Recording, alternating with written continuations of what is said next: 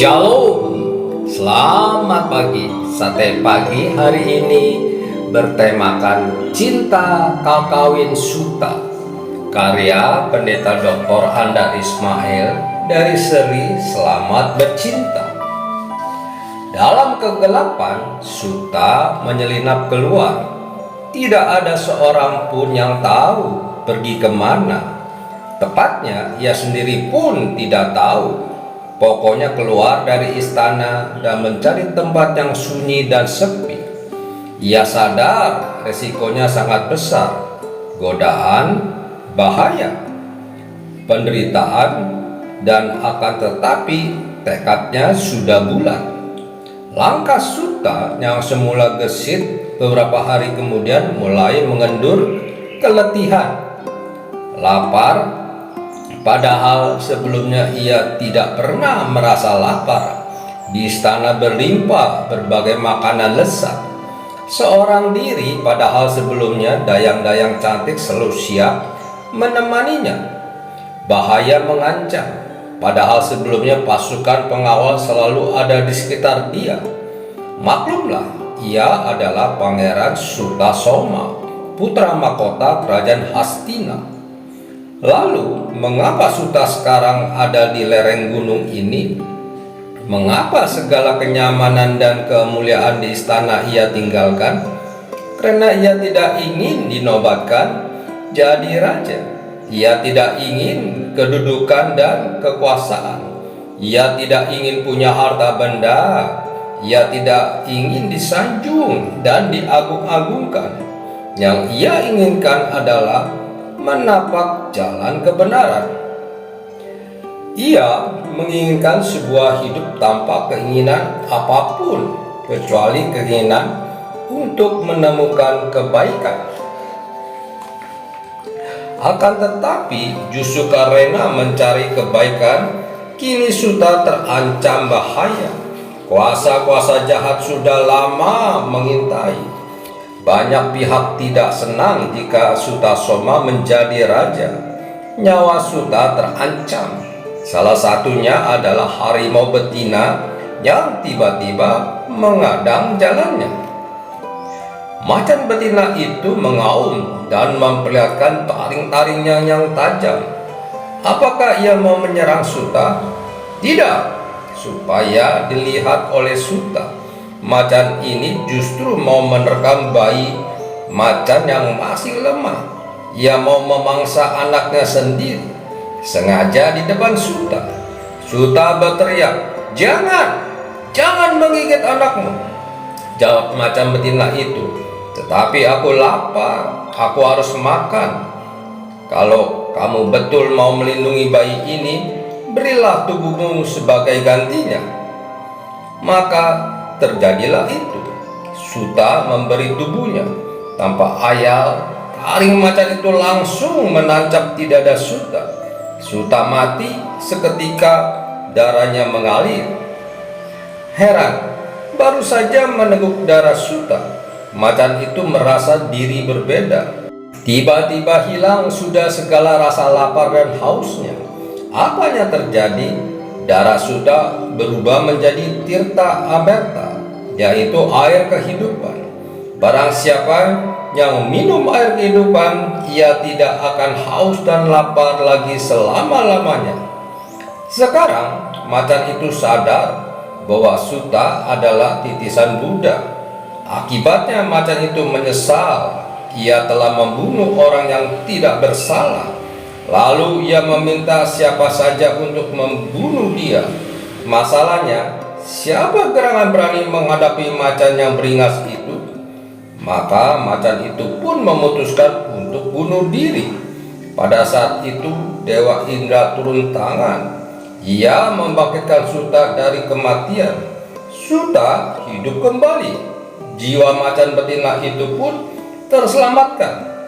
Itu sebuah bagian dari Kakawin Sutasoma yang ditulis antara tahun 1365 sampai 1389 oleh Empu Tantula, Punjaga Jawa beragama Buddha di Kerajaan Majapahit. Kakawin adalah ragam sastra puisi dalam bahasa Kawi atau Jawa kuno. Mengapa Kakawin Sutasoma tergolong kakawin cinta? Karena isinya kaya dengan tema cinta, ajaran Siddhartha Gautama, yang kemudian mendapat pencerahan sehingga menjadi Sang Buddha. Perhatikan apa yang diperbuat oleh Sutta demi nyawa dan macan itu. Sutta rela mengorbankan diri, ia menyerahkan dirinya sendiri untuk dibangsa oleh macan. Buddha bersabda, cinta kasih adalah menyerahkan diri dan mengorbankan diri. Akan tetapi, bukankah macan itu sejak dulu membenci Sutta? Benar, macan itu memang musuh Sutta. Namun, Sutta bersedia mengorbankan diri untuk musuhnya. Menurut Buddha, justru untuk melawan kebencian diperlukan cinta kasih. Tertulis dalam Dhammapada, kebencian tidak bisa dipadamkan dengan kebencian. Kebencian hanya akan padam dengan siraman cinta. Ada sejumlah kesejajaran lambang antara cerita Sutta tadi dengan diri Kristus. Misalnya, meninggalkan kemuliaan, mengorbankan diri, jalan kebenaran, darah yang mengucur, menebus demi keselamatan pihak lain, air kehidupan, dan dibangkitkan dari kematian. Menyintai musuh adalah juga bagian dari ajaran dan teladan Kristus.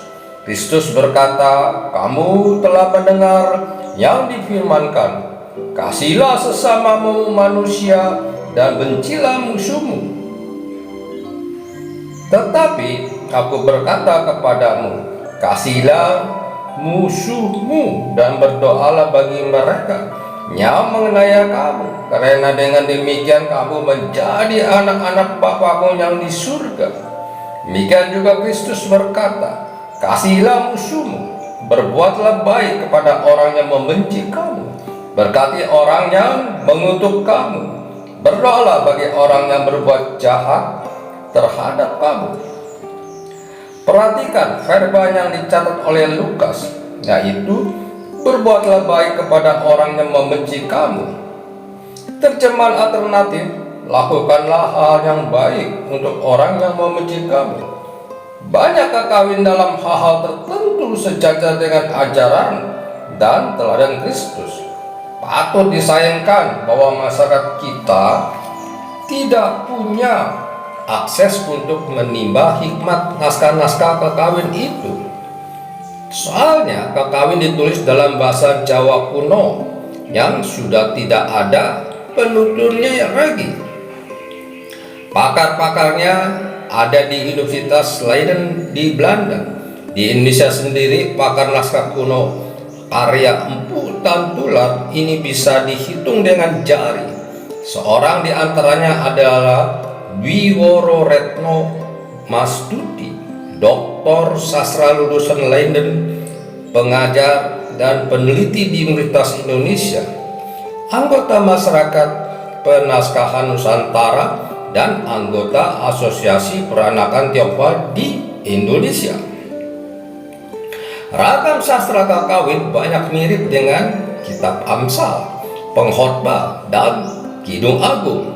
Kakawin terbagi menjadi banyak bab yang terdiri dari bait. Bait itu biasanya berjenis seloka, yaitu sejak yang padat ajaran dan kritik dengan paruh pertama sebagai sampiran dan paruh kedua sebagai pesan. Jangan kira bahwa kakawin itu hanya bahasa mulut yang isinya tidak punya makna. Harap diingat bahwa semboyan negara kita Bhinneka Tunggal Ika adalah sebuah anak kalimat dari kakawin Sutasoma karya Empu Tantular tadi. Sebagai penjaga Buddha, Empu Tantular melihat bahwa Majapahit menjadi makmur meliputi wilayah luas termasuk sebagian Malaysia dan Singapura karena bersikap majemuk atau pluralis dengan menghargai perbedaan etnik, bahasa, dan agama yang bermacam-macam. Lalu bagaimana dengan Suta setelah ia bangkit kembali dari kematian? Apakah macan betina itu masih membenci Suta?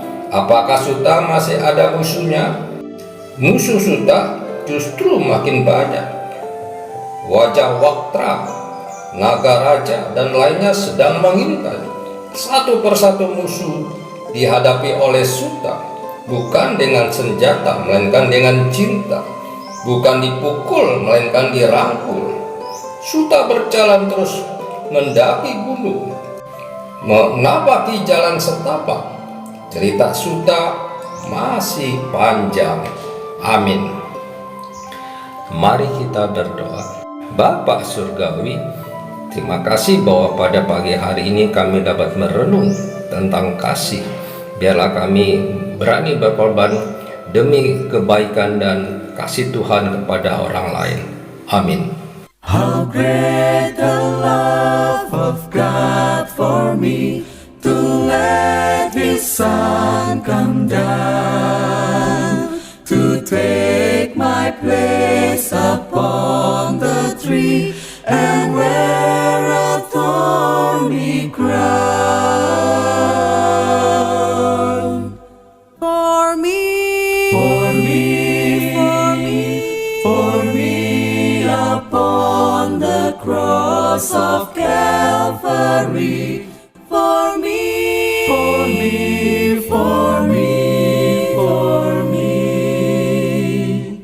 He laid down His life for me. Betapa besar ya Tuhan cinta-Mu padaku, Engkau memberikan anak-Mu mati ganti aku.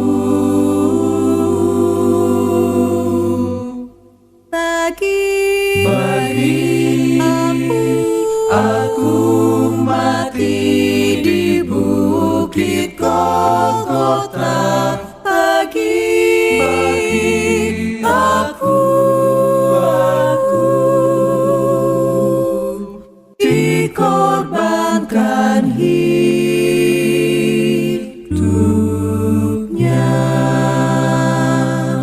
For me, upon the cross of Calvary. For me,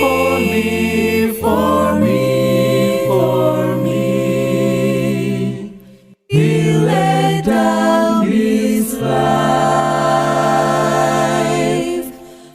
for me.